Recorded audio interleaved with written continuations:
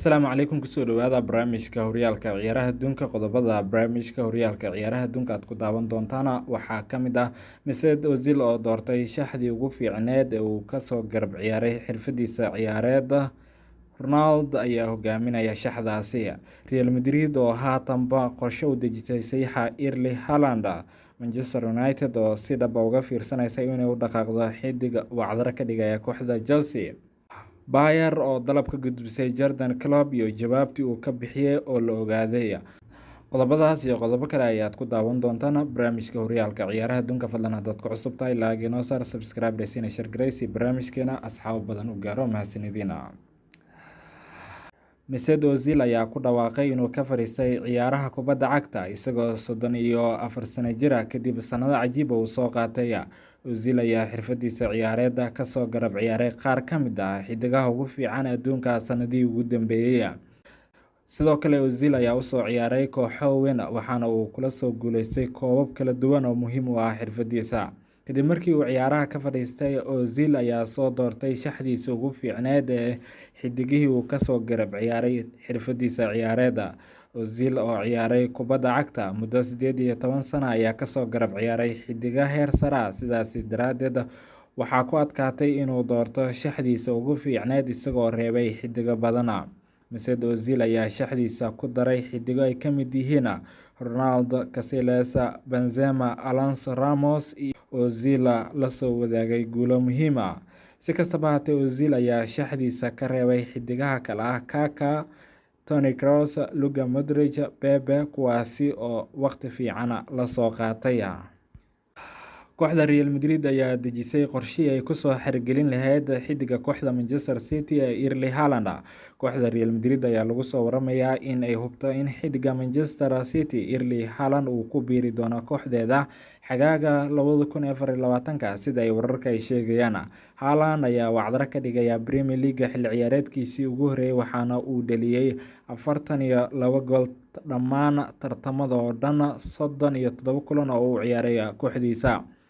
Xiddiga ayaa ku biiray kooxda difaacanaysa horyaalka English Premier League xilli ciyaareedkii hore isagoo kaga soo biiray kooxda Borussia Dortmund, inkastoo lala xiriirinayo kooxo weyn ay ka mid yihiin Real Madrid. Sida laga soo xigtay wargeyska AS, Los Blancos ayaa qorsheynaysa inay dib u soo celiso xiisihii xiddiga marka la gaaro sanadka 2024. Xaqiiqada ayaa in Real Madrid ay diyaarinayso dalab dhan 200 milyan oo ku dalban doonta xiddiga reer Norway, kana dhigi doonta saxiixa ugu qaalisan taariikhda kubadda cagta. Kooxda Real Madrid ayaa ku kalsoon in xiddiga 22 sano jirka imaan doona kooxdeeda haatanba ay heli doonaan ogolaanshaha dhanka xiddiga. Manchester United ayaa weli xiiso u qabta saxiixa xiddiga kooxda Chelsea ee Joao Felix waxaana laga yaabaa inay u dhaqaaqdo weeraryahankan xagaagan sida ay wararka ay sheegayaan. Weeraryahanka reer Portugal ayaa wacdaro ka dhigay tan ilaa markii uu amaah ugu soo biiray kooxda galbeedka London isagoo kaga soo biiray Atletico Madrid bishii January, isagoo 2 gool ka dhaliyay Premier League ugu dambeyn kulankii ay barbaraha 2-2 ay la galeen kooxda Everton isbuucii hore. Atletico ayaa doonaysa in si joogto ah isaga iibiso xiddigan Joao Felix xagaagan iyadoo weeraryahanka aanu xiriir fiican la lahayn tababaraha kooxda Atletico Madrid Diego Simeone. Chelsea ayaa weli qiimeynaysa in ay qaab toos ah ula wareegto xiddiga 23 sano jirka dhamaadka xilli ciyaareedkan. Manchester United ayaa doonaysa saxiixa xiddigan bishii January ka hor inta aanu ku biirin kooxda Chelsea, laakiin qiimaha Atletico Madrid ay dalbanaysa ayaa ka joojin karta inay u dhaqaaqdo saxiixa xiddigan. Laakiin wargeyska AS ayaa sheegaya in Red Devils ay ku laaban doonto baacsiga xiddigan isla markaana ay dalab ka gudbin doonto xiddiga dhamaadka xilli ciyaareedkan. Bayern Munich ayaa dalab ka gudbisay Jurgen Klopp iyo jawaabtii uu bixiyay. Kooxda Bayern ayaa ku dhaweynay Thomas Tuchel u magacaabo tababaraheeda cusub ee kooxda si uu u bedelo tababaraha kooxdaasi laga ceeriyay ee Julian Nagelsmann kaasi oo shaqada laga ceeriyay. Bayern oo ku jirta qaab ciyaareed adag dhanka horyaalka Bundesliga ayaa go'aansatay inay shaqada ay ka eriso tababare Julian Nagelsmann kaasi oo kooxda ku hogaamiyay natiijooyin xun.